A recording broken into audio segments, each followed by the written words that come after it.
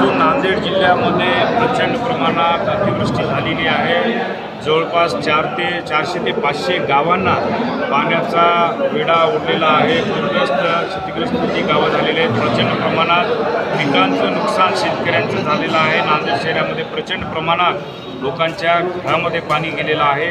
एवढं होत असताना सत्ताधारी पक्ष प्रशासन कदापि त्यांच्याकडे लक्ष द्यायला नाही। ज्याप्रमाणे यंत्रणा हलवली पाहिजे होती ती यंत्रणा हललेली दिसत नाही आहे। आमचे काँग्रेसचे पदाधिकारी सर्व आढावा घेऊन आल्यानंतर आम्ही बोलत आहोत की पालकमंत्री ज्या पद्धतीने इथं मुक्काम राहून 2 दिवस आढावा घ्यायला पाहिजे जिल्ह्याचा, कारण जिल्ह्याचं पालकत्व त्यांच्याकडे आहे आणि ते आज पालकमंत्री वेळेवर येऊन फक्त मोजक्याच ठिकाणी भेटी देऊन जर जात असतील तर हे सरकार लोकांच्या प्रती किती कृतीशील आहे या कृतीवरून दिसते।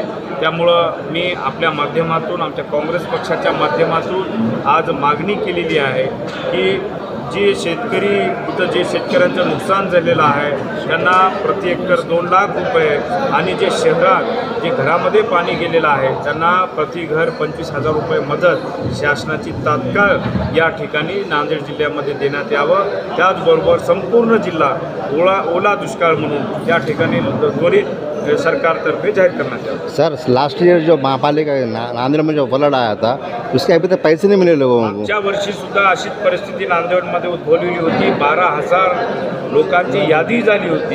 फक्त प्रशासनातर्फे 4,200 लोकांना पैसे देण्यात आल्याचं सांगण्यात येतं।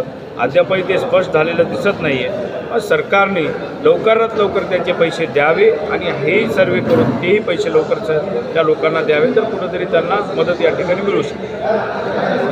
थँक्यू। बरोबर आहे राष्ट्रपती।